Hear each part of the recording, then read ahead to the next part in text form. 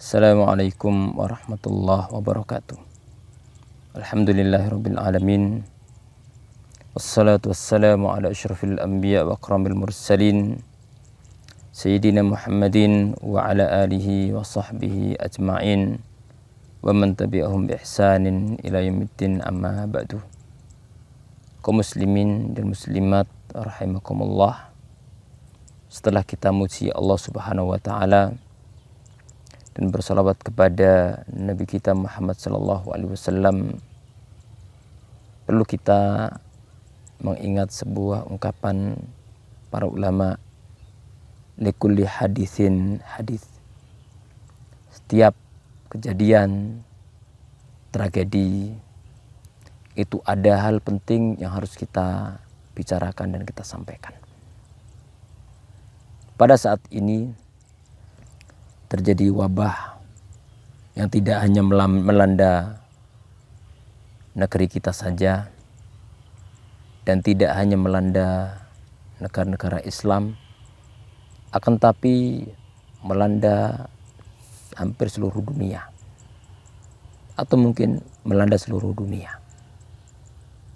Maka manusia semua mencari sebab bagaimana supaya manusia tetap mendapatkan ketenangan hati di saat terjadi wabah semacam ini. Dan memang wajar manusia takut. Dan kalau kita perhatikan kehidupan manusia berkaitan dengan rasa takut, bahwa semua makhluk ketika takut dari suatu pasti lari darinya dan pasti menjauh, kecuali takut kepada satu zat yang maha kuasa, yang maha agung, takut kepada Allah Subhanahu wa taala. Justru manusia ketika takut kepada Allah tidak menjauh, justru mendekat kepada Allah. Sehingga Allah berfirman, fafirru ilallah. Dalam segala keadaan manusia diperintahkan untuk lari kepada Allah, diperintahkan untuk kembali kepada Allah. Fafirru ilallah, larilah kepada Allah. Inni lakum minhu nadhirum mubin. Sungguhnya aku adalah pemberi peringatan yang jelas dari sinya. Manusia diperintahkan lari dari kekufuran menuju keimanan. Diperintahkan untuk lari dari perbuatan menyekutukan Allah menuju tauhid, pemurnian ibadah kepada Allah. Diperintahkan lari dari amal yang tanpa dasar, tanpa tuntunan, agar kembali kepada aturan Allah diajarkan baginda Nabi kita Muhammad sallallahu alaihi wasallam. Lari dari akhlak yang rusak menuju akhlak yang mulia. Lari dari perbuatan tidak baik menuju perbuatan yang baik. Fafirru ilallah. Dan memang solusi segala sesuatu itu dengan cara kembali kepada Allah. Allah yang menciptakan kita, maka solusinya datangnya dari Allah. Wa anna ila rabbikal muntaha. Allah berfirman bahwasanya segala sesuatu itu ujung-ujungnya kembali kepada Allah. Karena sebagaimana datangnya dari Allah, maka kembalinya kepada Allah. Inna lillahi wa inna ilaihi rajiun. Kita dari Allah akan kembali kepada Allah. Begitu pula tatkala terjadi wabah Corona 19, COVID-19. Ini kita juga meyakini ini adalah datangnya dari Allah. Allah menentukan dengan takdirnya yang pasti di sana ada hikmah. Maka sebagaimana Allah menurunkan, maka Allah pula zat yang maha kuasa yang mampu mengangkat wabah ini. Sehingga solusinya kepada Allah. Dan kembali kepada Allah. Kembali kepada Allah berarti kembali kepada kitabnya. Kembali kepada Allah berarti kembali kepada wahyunya. Dan wahyu itu ada dua. Ada wahyu kitab Al-Quran dan ada wahyu sunnah Nabi SAW. Maka solusi yang paling penting, dan ini merupakan dasar dalam akidah kita untuk menghadapi kondisi saat ini, adalah dengan cara tawakal kepada Allah Subhanahu wa Ta'ala. Tawakal kepada Allah itu bukan kemudian berbuat semena-mena tanpa mengikuti aturan, akan tapi tawakal itu memberikan definisi yang sangat jamek, yang manik, dan sangat tepat untuk kita praktekkan dalam kehidupan kita. Apa arti tawakal? Sebagian ulama menyebutkan bahwasanya tawakal itu al-i'timad 'ala Allah ma'athiqati biwa'dillah wa fi'lil al-asbab al-mubihah. Tawakal itu mengandung 3 unsur penting. Yang pertama adalah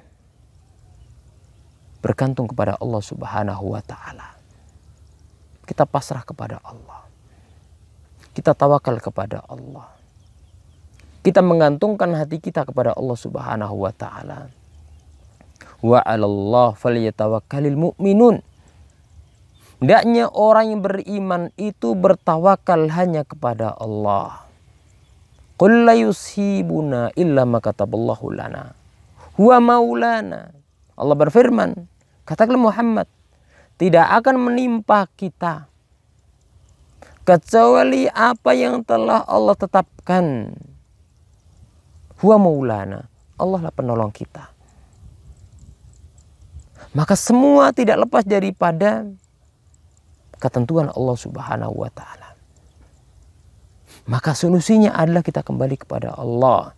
Yang pertama, al-i'timad 'ala Allah, kita bergantung kepada Allah Subhanahu wa Ta'ala. Bahwasanya ini semua yang mengatur dan menggerakkan hanyalah Allah. Sebagaimana Allah menurunkan wabah ini, Allah pula yang akan mengangkatnya. Ketika Allah berkehendak menimpakan kepada suatu kaum, akan terkena. Walaupun seluruh dunia bergerak untuk menyelamatkannya, untuk menghindarkan darinya. Dan apabila Allah ingin menyelamatkan suatu kaum, tidak akan ada yang dapat memudaratkannya. Walaupun seluruh manusia bekerja sama untuk memudaratkan seorang tadi, untuk menimpakan orang tadi. Di dalam hadis dari sahabat Ibnu Abbas radhiyallahu taala anhu, dari Nabi sallallahu alaihi wasallam beliau bersabda, "Kullan istabatil insu wal jinnu." Kalau seandainya seluruh manusia dan seluruh jin mereka bekerjasama ala yanfa'uk, untuk memberikan manfaat kepadamu, niscaya mereka tidak akan dapat kecuali apabila sesuatu itulah Allah tulis. Wa ini tamu ala yadurruk bisya'in lam yadurruka illa bisya'in qad kataballahu alaik. Dan apabila semua kaum bekerja sama untuk memberikan mudarat kepadamu, mereka tidak akan dapat kecuali apabila Allah berkehendak, kecuali dengan sesuatu yang memang sudah Allah tulis. Rifatul aqlam matsifutus, sudah tercatat. Catatan pena sudah Allah tulis, diangkat. Catatan sudah kering. Sehingga semua adalah ada di tangan Allah Subhanahu wa Ta'ala. Maka kita perlu tawakal kepada Allah. Adanya tawakal ini akan menghilangkan kegundahan. Adanya tawakal menghilangkan kegelisahan. Adanya tawakal ini akan menghilangkan perasaan-perasaan yang menjadikan hati kita yang kecil, padahal tidak ada sesuatu yang perlu kita khawatirkan. secara berlebihan. Ini satu. Unsur tawakal yang pertama adalah bergantung kepada Allah. Yang kedua, ma'athiqati biwa'dillah. Unsur tawakal yang kedua adalah percaya penuh dengan janji Allah Subhanahu wa taala. Athiqatu biwa'dillah.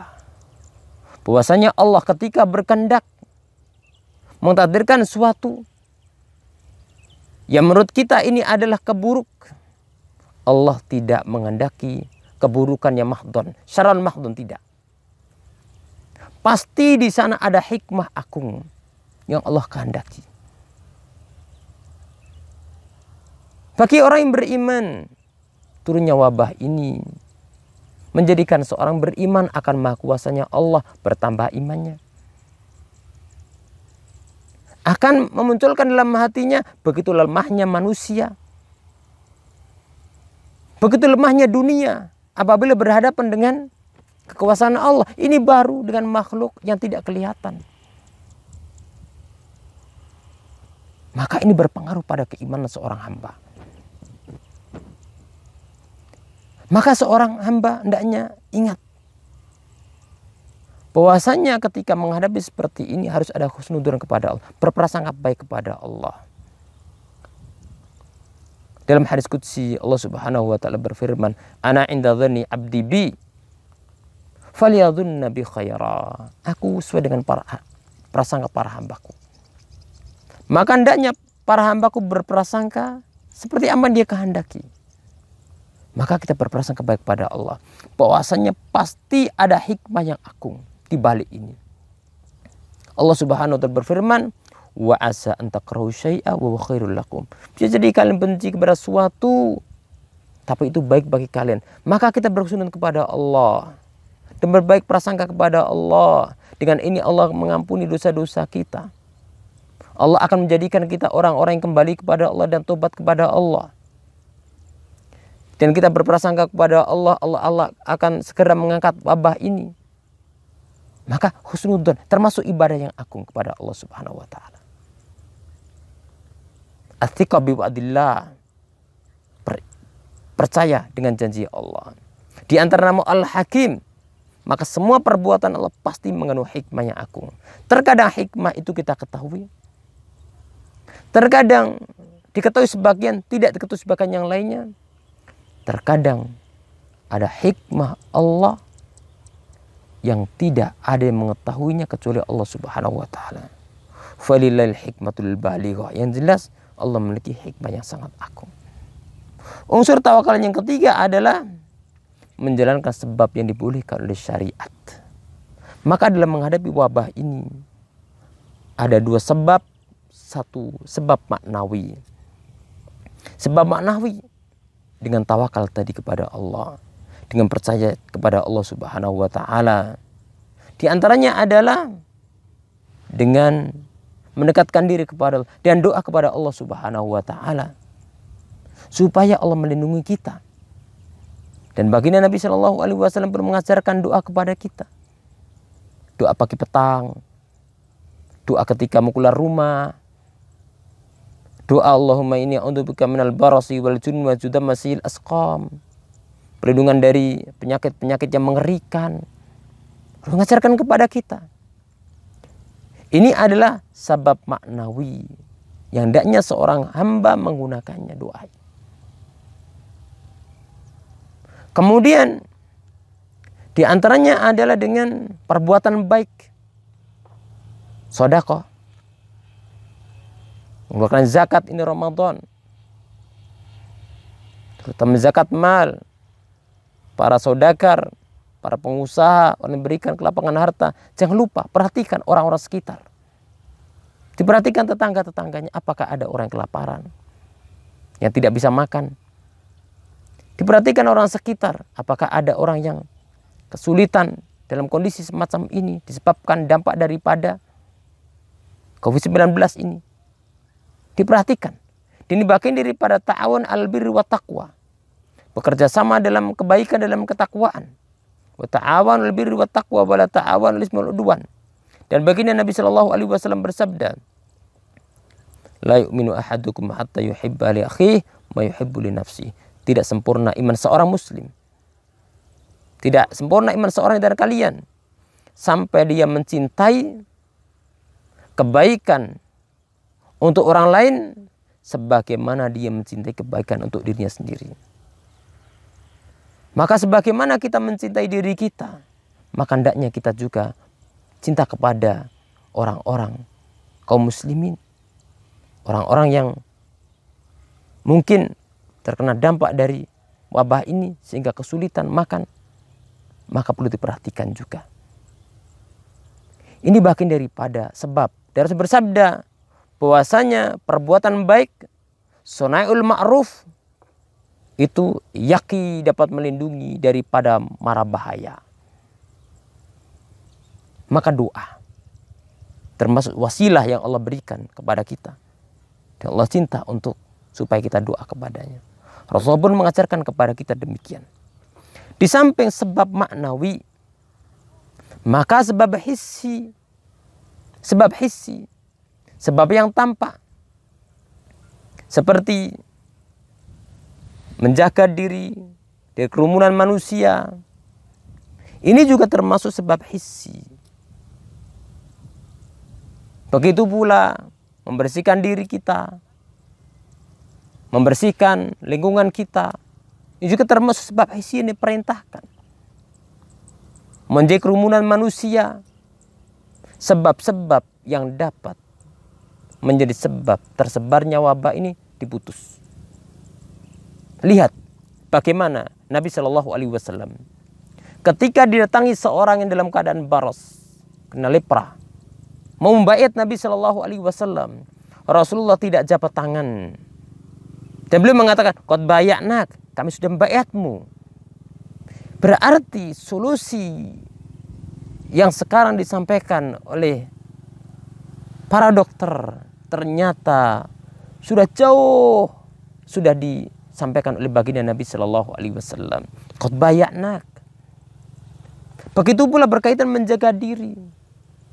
Nabi Shallallahu Alaihi Wasallam mengajarkan berwudu berapa kali kita membersihkan diri. Kemudian ketika bersin suruh nutup supaya tidak ada penularan. Begitu pula bangun tidur suruh cuci tangan. Ya. Dan seterusnya.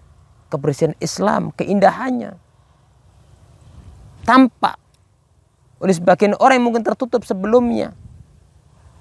Mahasinul Islam, keindahan Islam. Maka hendaknya seorang mengetahui akan hal ini. Bahwasanya ini semua adalah solusi-solusi yang diberikan sekarang. Semua diajarkan oleh Islam. Qad bay'na kata Nabi sallallahu alaihi wasallam. Kemudian pada zaman Khalifah Umar bin Khattab radhiyallahu taala anhu, ketika terjadi taun di Syam, maka Abu Ubaidah bin Jarrah saat itu salah seorang mubasysyirin bil jannah yang dikabarkan gembira oleh Rasulullah akan masuk surga. Ternyata meninggalnya terkena taun al-Amwas di Syam saat itu. Karena belum menjadi gubernur Syam pada zaman Khalifah Umar bin Khattab. Beliau meminta sahabat Umar datang ke Syam. Maka sahabat Umar tidak datang. Tidak datang sahabat Umar. Karena apa? Di sana ada taun. Setelah musyawarah, tidak, di sana ada taun. Ini menunjukkan dipraktekannya supaya yang sakit tidak datang ke yang sehat tidak datang ke yang sakit, atau yang kemungkinan lingkungan di situ kena wabah supaya tidak datang ke lingkungan yang tidak terkena wabah, lingkungan yang sehat tidak datang kena wabah, lingkungan yang terkena wabah tidak datang kepada lingkungan yang bersih dari wabah. Ini sudah diajarkan oleh Islam. Rasul mengatakan bahwasanya unta yang sehat tidak campur dengan unta yang sakit. Apa ini semua? Supaya tidak terjadi penularan. Begitu pula beliau bersabda, "Farru minal mazdum kafir min asad." Larilah dari orang yang kena lepra seperti kalian lari dari asad. Al-Hajar as-Sihhi, pembatasan, telah diajarkan oleh Islam jauh-jauh sebelum kita berbicara masalah ini. Nah, pada zaman Khalifah Umar bin Khattab radhiyallahu taala anhu, Ubay bin Jarrah terkena taun, meninggal dunia. Ganti setelahnya Mu'adz bin Jabal juga meninggal dunia terkena wabah taun. Ganti Amr bin As radhiyallahu anhum jami'an. Beliau mengatakan kepada manusia, wahai manusia, pergi kalian ke gunung-gunung, ke lembah-lembah, suruh mencar supaya tidak ngerumbun. Lihat, dahulu para sahabat memahami hal ini karena mereka mengetahui bagaimana ajaran Islam ketika terjadi wabah taun atau yang mirip, yaitu saat ini terjadi menular, yaitu apa? COVID-19. Maka hendaknya kita memahami bagaimana solusi Islam. Kuncinya satu, tawakal, mencakup 3 unsur. 1, bergantung kepada Allah supaya tenang hati kita dan batin kita. Yang kedua, percaya dengan janji Allah, juga memberikan ketenangan dalam diri kita. Yang ketiga, tidak gegabah, tapi kita benar menjalankan sebab yang syar'i, yang maknawi, dan yang hissi yang tadi dijelaskan. Demikian, mudah-mudahan sedikit bermanfaat, dan semoga Allah melindungi dan menjaga kita semua. Semoga Allah melindungi dan menjaga keluarga kita semua, negeri kita, kaum muslimin, dan negeri kaum muslimin semuanya. Dan semoga Allah menyelamatkan para hamba Allah subhanahu wa ta'ala. Demikian, kurang lebihnya mohon maaf. Aku qouli hadza. Assalamualaikum warahmatullahi wabarakatuh.